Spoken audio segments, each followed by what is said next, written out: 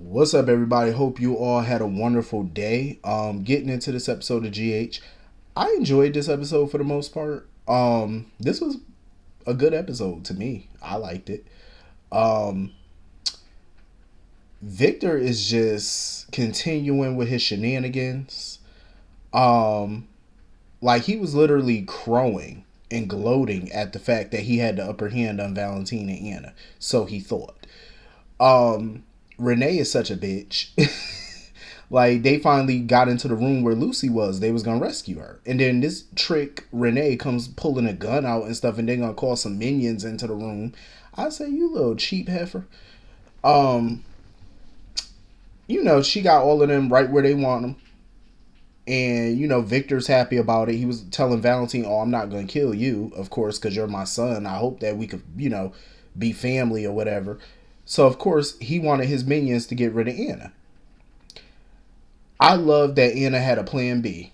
I said, thank God somebody had a plan B because Valentine wasn't having it. When Victor ordered them to kill Anna, Valentine wasn't having it. He said, you kill her. He said, I swear to God, I'll kill you. He said, I will kill you. I love it. Valentine was fighting for his boo, and I'm here for it. Um, but Anna proved once again that she's not a damsel in distress. So remember on the previous episode when she got lost and she took a wrong turn? This smart ass heifer was really planning C4. I fucking love Anna. I love her. Now that's the end of the vein. I know her smart ass. I love it. So this whole time she was playing fucking chess, and I'm here for it. Um, she done planted C4. The damn shit done went off. The whole, it exploded, and the whole place was about to get flooded. And Lucy, she's scrambling because she like, oh, I need to call Martin and stuff like that. And Anna said, listen, we need to make them think we're dead. We ain't got time to call it Kentucky Fried right now. We need people to think we're dead. We need Victor to think we're dead. You know what I'm saying? I think that's smart because if Victor think they all perished in that explosion, they can get the element of surprise on his ass, and I'm here for it. Because somebody got to get the sneak attack on him because Victor is too high and mighty right about now.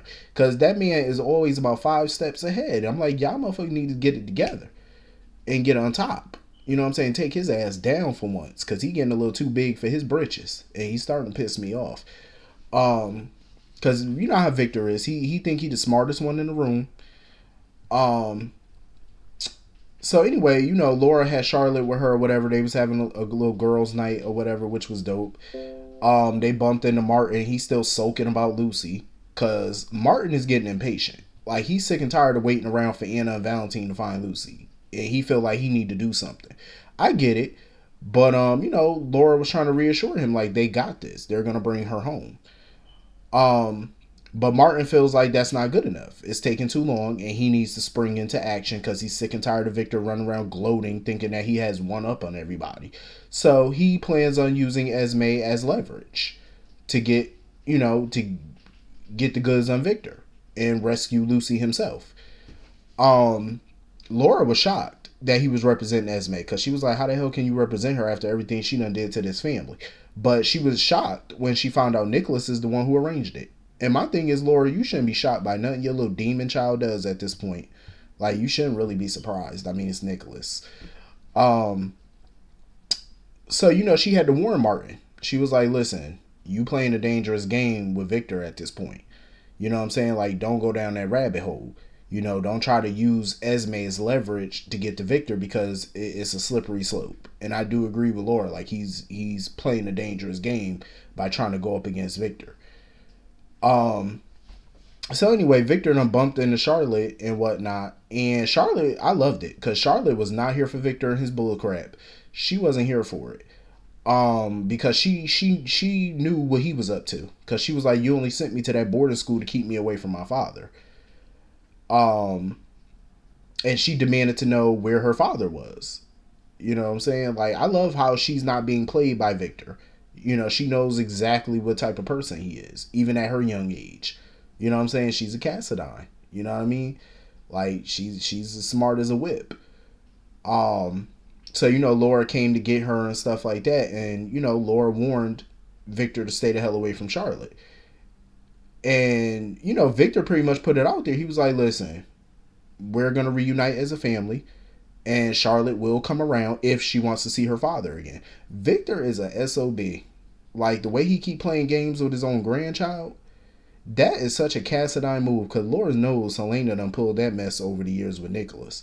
Like, even Helena used to tell Nicholas, like, as much as she adored him and was fond of him, she said her fondness for him only went so far. Like, Elena always put Nicholas on notice, like, I love you, but I don't love you that much. Like, I still will take your ass out if I have to. You know what I'm saying? That's how Victor is, basically. He's like the male version of Helena, all his theatrics.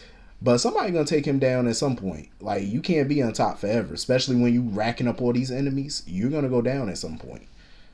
Um. So anyway, moving on from that. Um. Jocelyn done met up with Carly. She done called Carly to her dorm and whatnot, to bring her up to speed about what happened with Cameron and Dex and all that.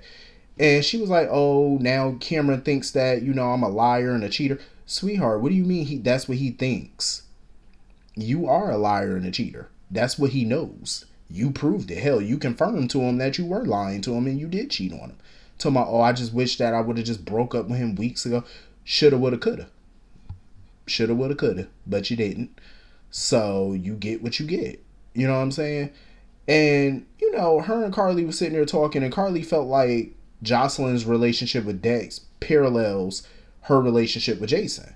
Like, it's damn near identical. And I'm thinking to myself, like, no, there's really no comparison because Jason and Carly have known each other for 20 plus years. You know what I'm saying? They built that friendship. They built that connection over the years. Jocelyn has only known Dex for all of 5 minutes. And she still don't know really shit about Dex.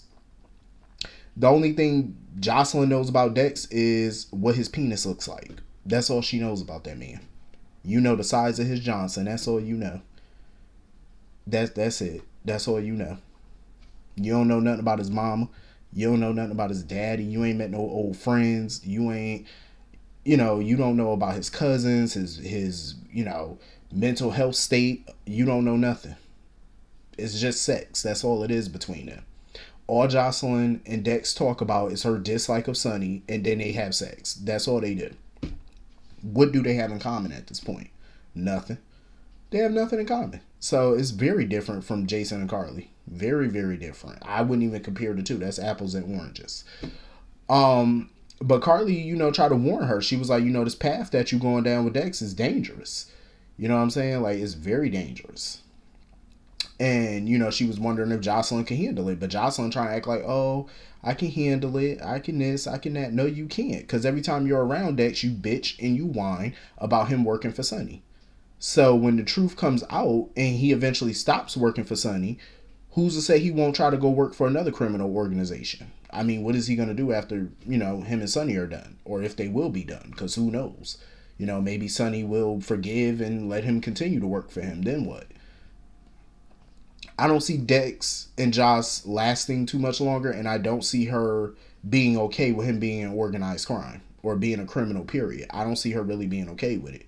You know, she bitches and she whines at him every day, and they're not even technically a couple. So imagine if they get further into this thing, she gonna continue to bitch and whine. So I don't see how that's gonna work.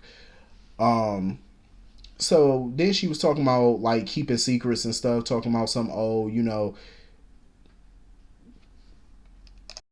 basically telling her mother that it's better to tell the truth rather than to defend a lie. And her mother gonna be like, oh, you're a wise girl, you're smart, and she ain't nothing wise about your daughter. I'm sorry, Carly, but ain't nothing wise about her.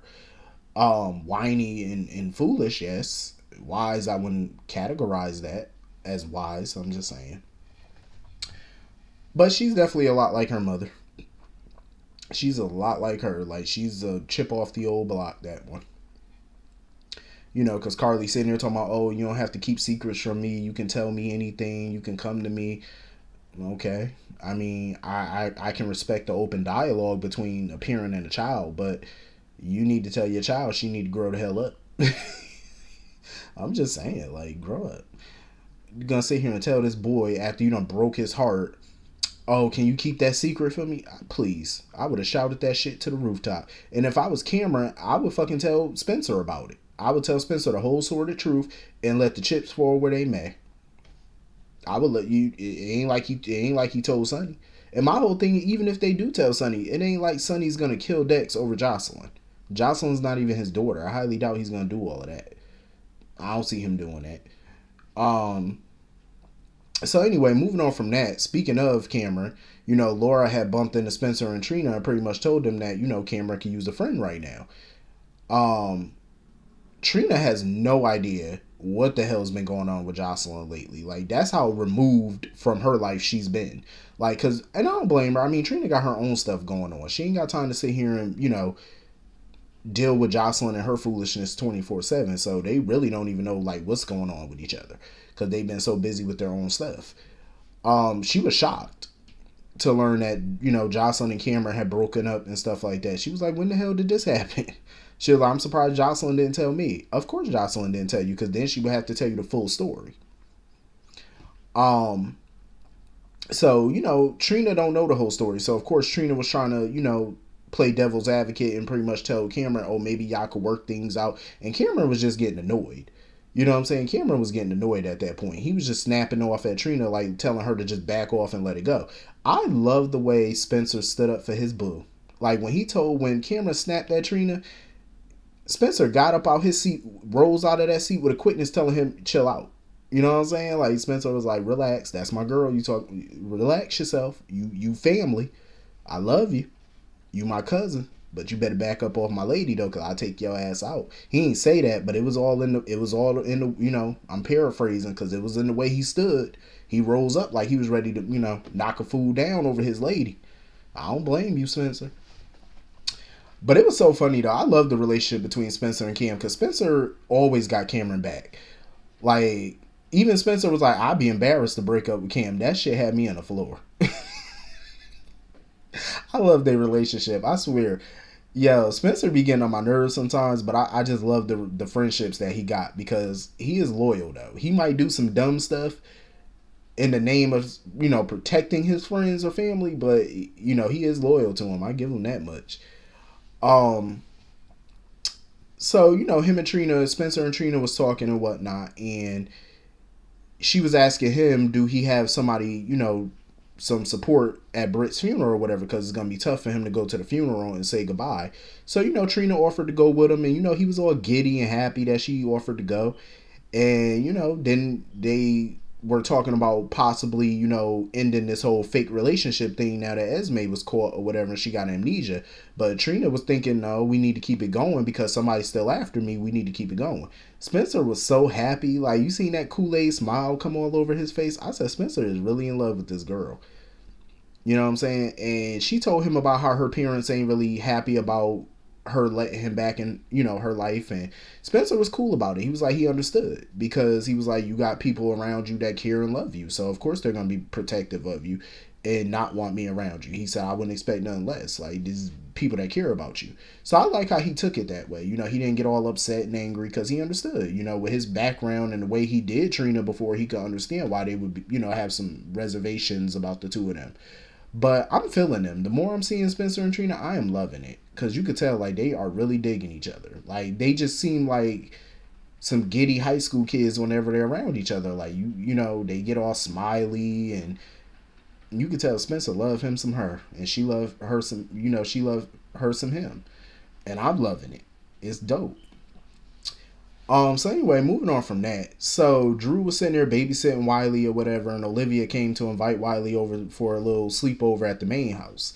And of course, Drew brings her up to speed about Carly and her shenanigans. Bringing her up to speed. And what annoyed me was Olivia was defending the shit out of Carly.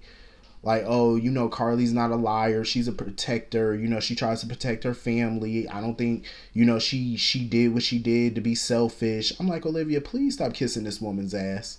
Talking about, oh, I would love for Carly to be in my corner. And Olivia, stop bootlicking.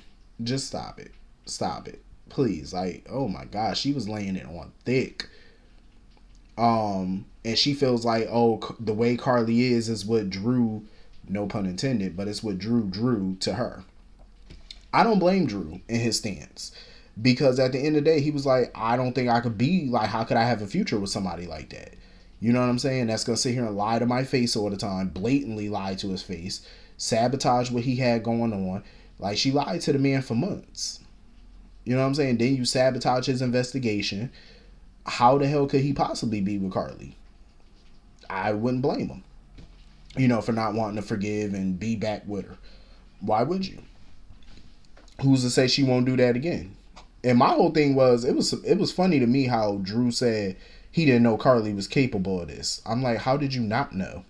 Like, you did have Jason's memories, and you seen firsthand how Carly is. So how did you not know what she was capable of?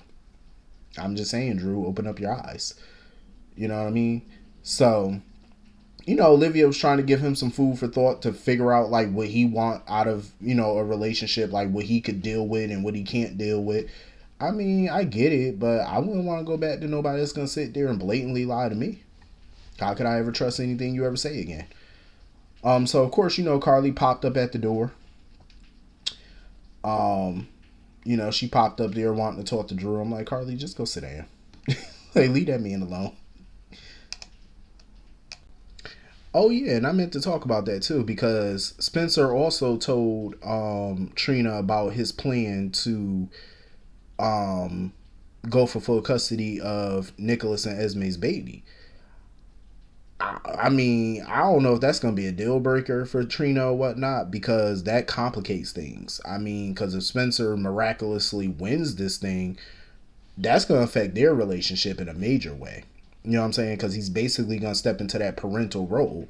And I already know her parents are not going to sit back and watch her play step parent to somebody else's child or adoptive surrogate, whatever you want to call it, to somebody's child. There's no way her parents are going to be okay with her trying to play house with him and a baby. There's no way in hell. Even though she grown and can do what she want to do, Portia would hit the ceiling. Portia would be going the fuck off. So I don't know how that's gonna work. I don't know because that's a lot though. Even if Portia and them approved, which I highly doubt that would happen, but that's a lot on Trina. Like, she's still in college. You know what I'm saying? Like, she doesn't even have any money of her own like that. So how would that work? You know what I mean? That's huge. Like, that's something they really need to talk about.